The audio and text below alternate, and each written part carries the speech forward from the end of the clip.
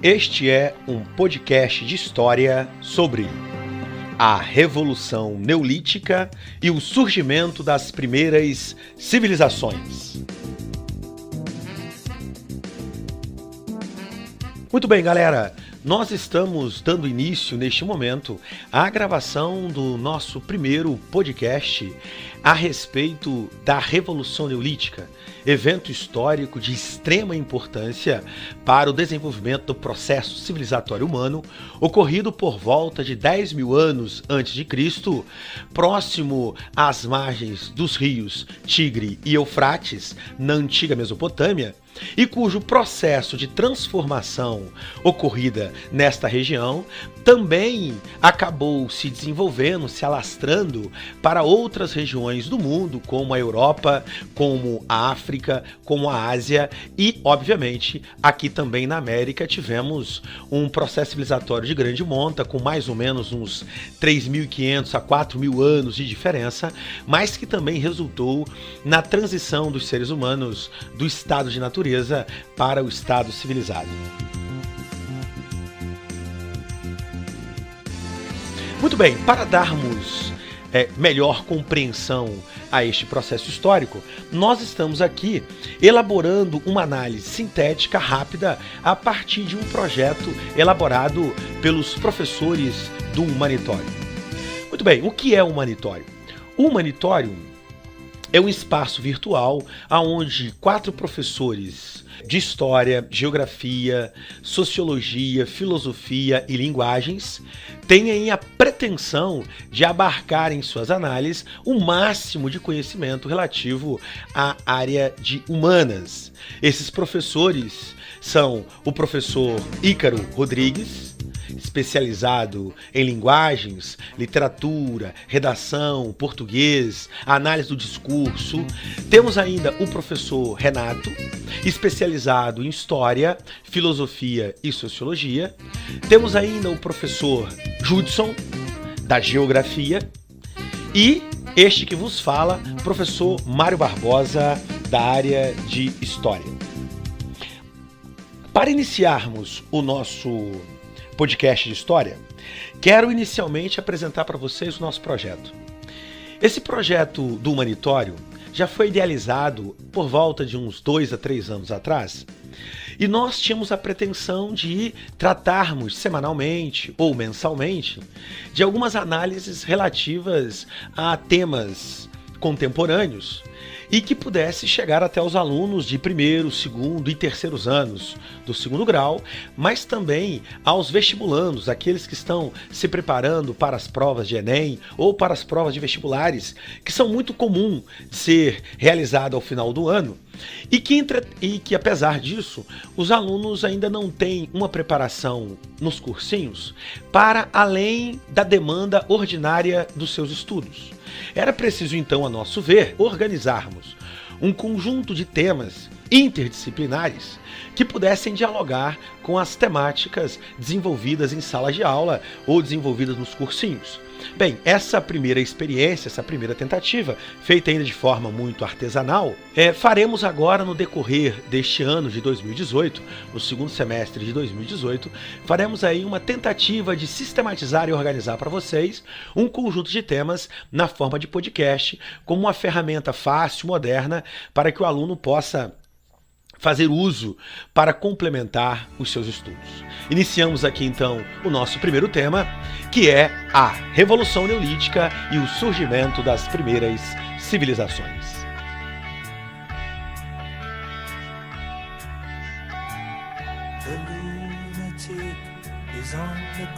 Entretanto, antes de entrarmos no tema propriamente dito, faz-se necessário, por uma questão didático-pedagógica, de compreendermos antecipadamente quais serão as principais ferramentas, os principais conceitos, as principais categorias de análises utilizadas pela historiografia para compreendermos da melhor forma possível o tema proposto nesse podcast, que é a Revolução Neolítica. O primeiro conceito ou a primeira categoria de análise que nós precisamos compreender trata-se do que é o homem.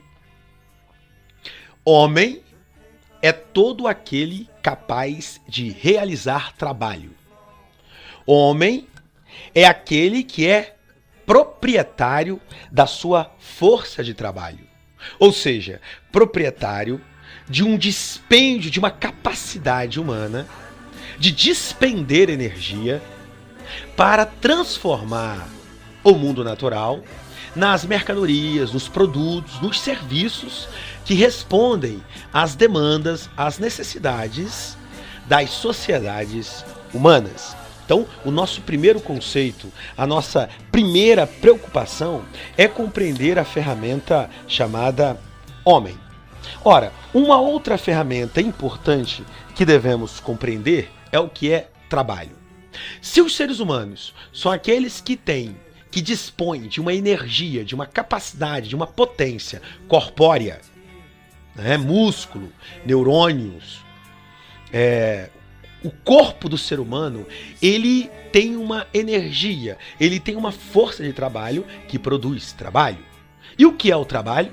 Trabalho é a transformação da natureza nos produtos e nos serviços necessários às demandas, a atender às demandas e às necessidades da existência humana.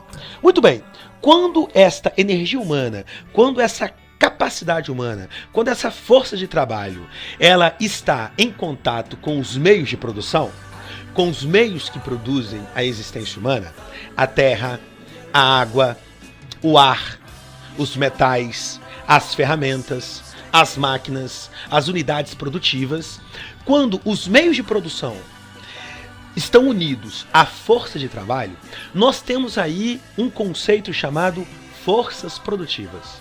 As forças produtivas, elas vão acumulando historicamente capacidade produtiva cada vez mais eficaz para uma determinada sociedade, e o desenvolvimento das forças produtivas nada mais é do que o desenvolvimento da dinâmica produtiva, tanto dos meios de produção quanto do desenvolvimento da força de trabalho, das faculdades humanas que produzem a existência humana. Isso são forças produtivas, a junção dos meios de produção mais a força de trabalho. Muito bem, entretanto, essas forças produtivas, quando estão produzindo a existência humana em um processo de produção, essas forças produtivas, elas também mantêm uma relação com os seres humanos. Os seres humanos, eles estão o tempo todo, ao produzir a existência humana, numa relação dialética, contraditória com as forças produtivas. E essas relações dos seres humanos com as forças produtivas, chamamos aqui de relações sociais de produção.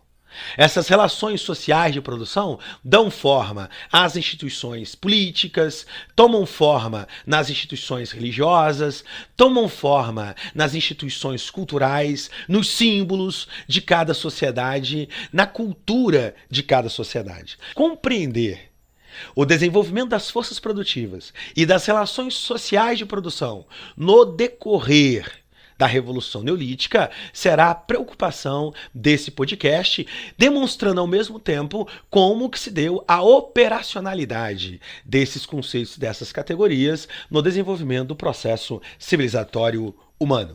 Então agora, de posse desses conceitos, vamos verificar como que se deu o processo histórico humano que ocorreu por volta de 10 mil anos antes de Cristo na região da Mesopotâmia, inicialmente, mas que se alastrou por todo o universo de pessoas para todo o espaço territorial do planeta Terra, por volta de 10 mil anos antes de Cristo até por volta de 6 mil anos antes de Cristo, o conceito de revolução neolítica, o conceito de processo civilizatório poderia ser encontrado, já iniciado, em todos os continentes do planeta.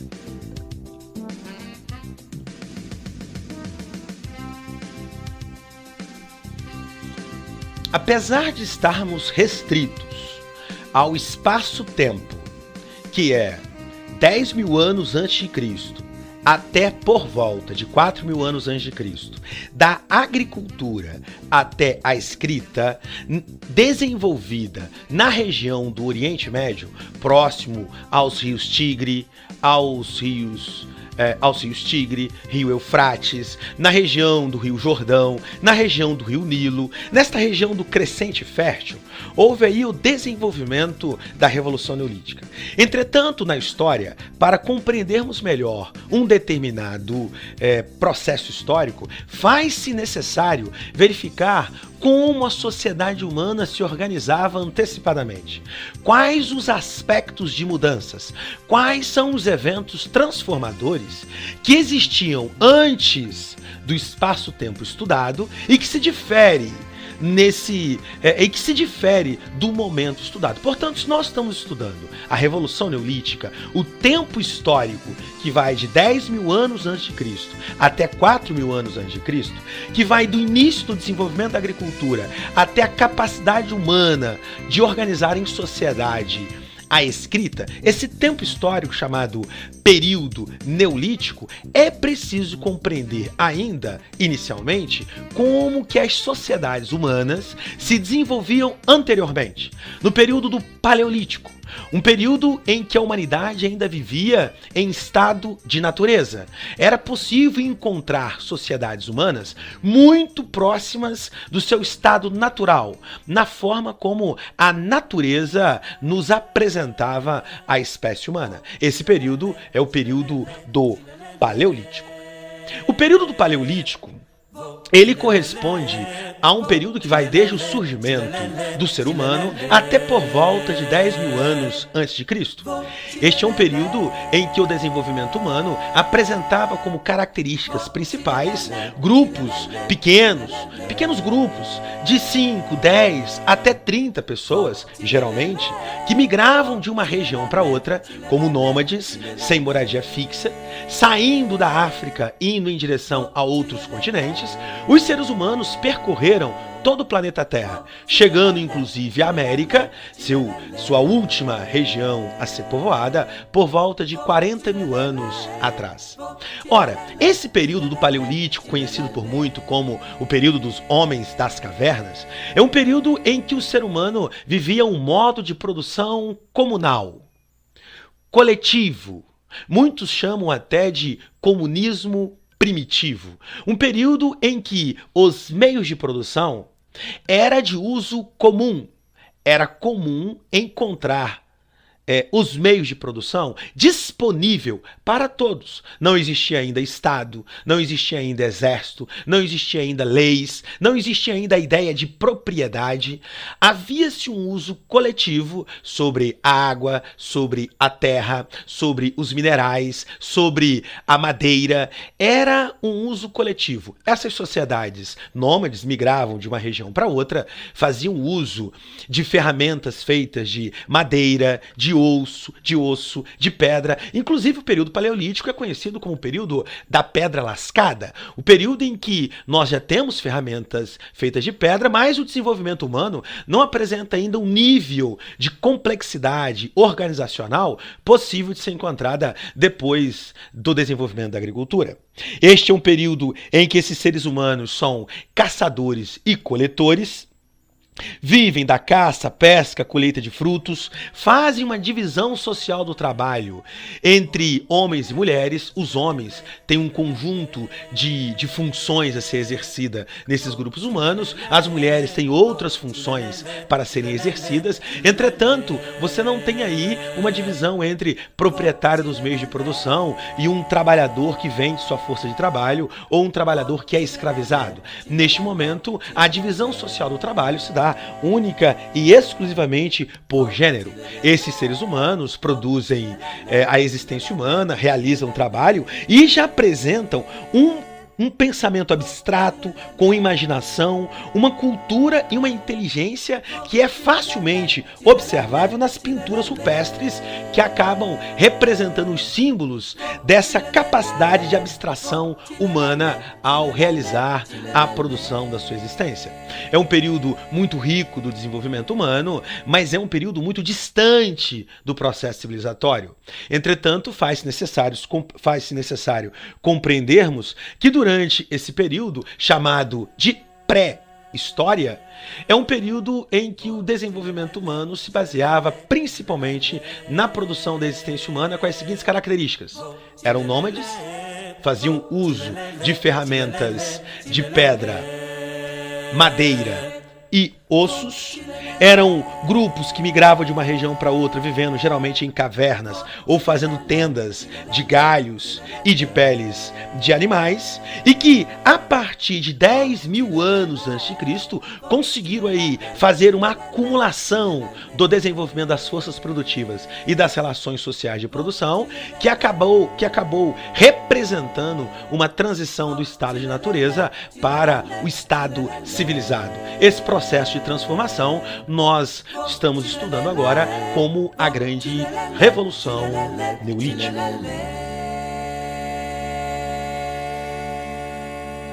Ok, pessoal. Agora vamos tratar do nosso tema especificamente. O que foi então a Revolução Neolítica? O que estamos entendendo como Revolução Neolítica? Do ponto de vista conceitual, temos que compreender a Revolução Neolítica como um processo de transformação da dinâmica, tanto das forças produtivas quanto das relações sociais de produção.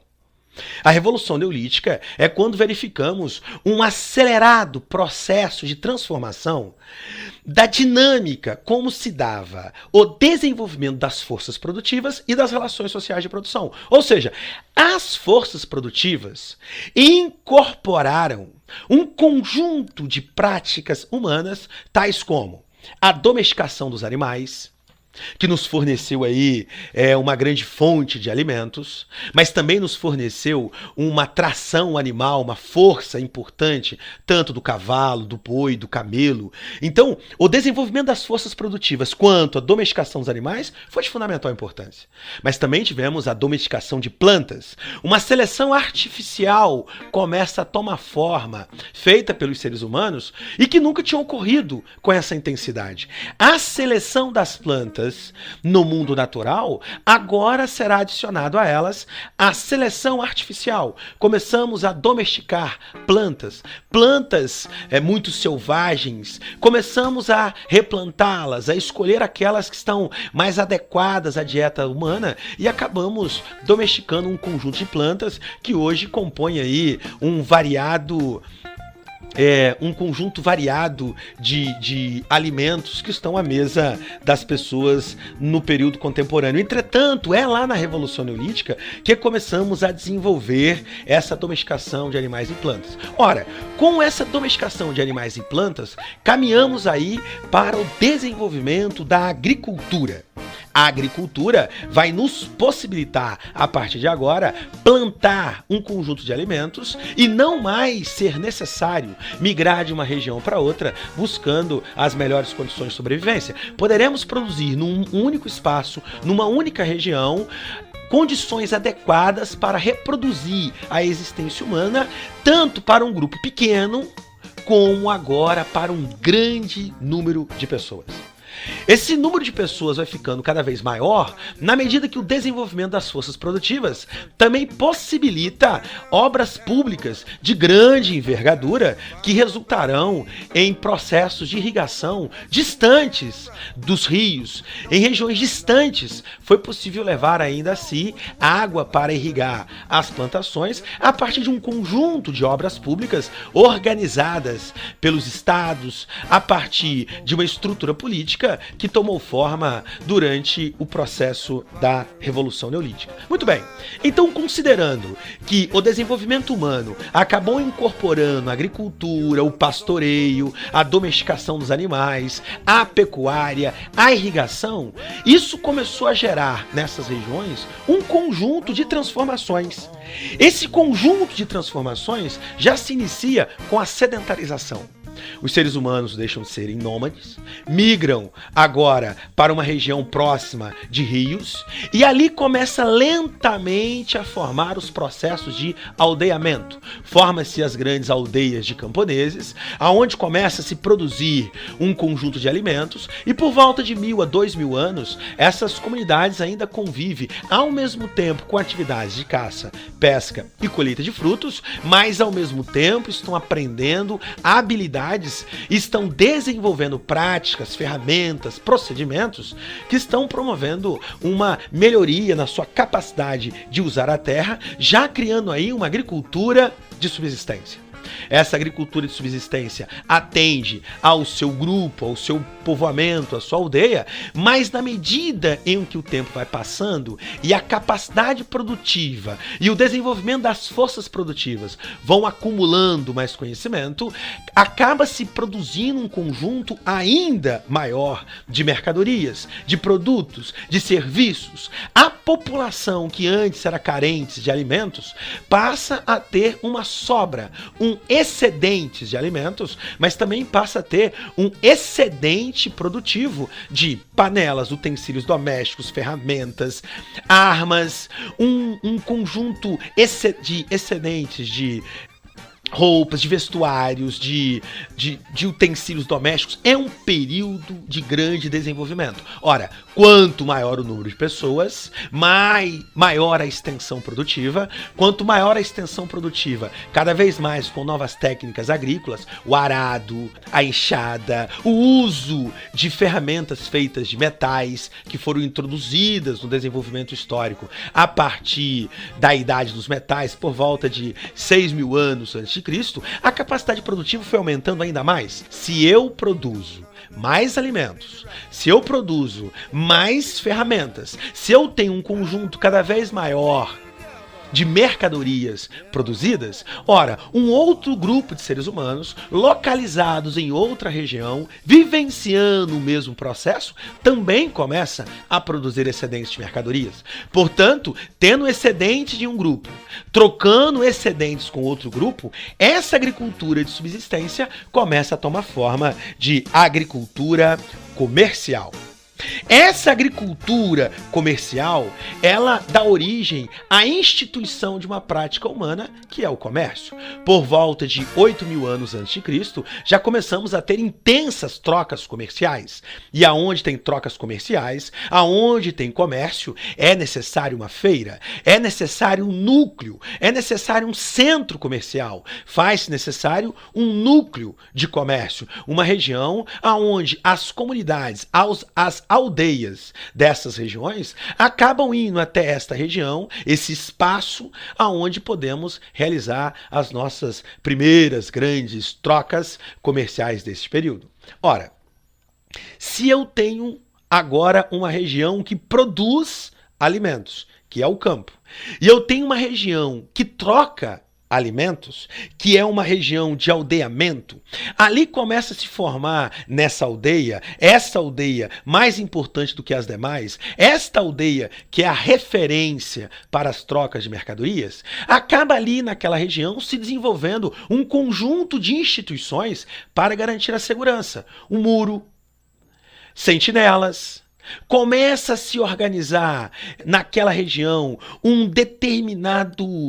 determinada unidade sociolinguística, uma determinada língua começa a ser comum entre aqueles grupos que vão até aquela aldeia principal realizar comércio. Autoridades começam a viver nessa aldeia, exige o cumprimento de algumas regras, pagamentos de impostos. Exige-se também que aqueles que adentram aquela aldeia sejam respeitadores de algumas regras, de algumas normas locais que ainda não são escritas, mas que já existe uma tradição, já existe uma cultura, já existe um costume em que todos aqueles que chegam naquela região precisam respeitar. Esta é uma região de comércio que vai se organizando para ficar naquela região de forma perene, com estruturas de pedra, com estruturas de grande durabilidade, que possa estar naquela região por décadas e décadas. Se estabelece a construção de um muro, se estabelece a organização daquilo que nós vamos chamar de cidades.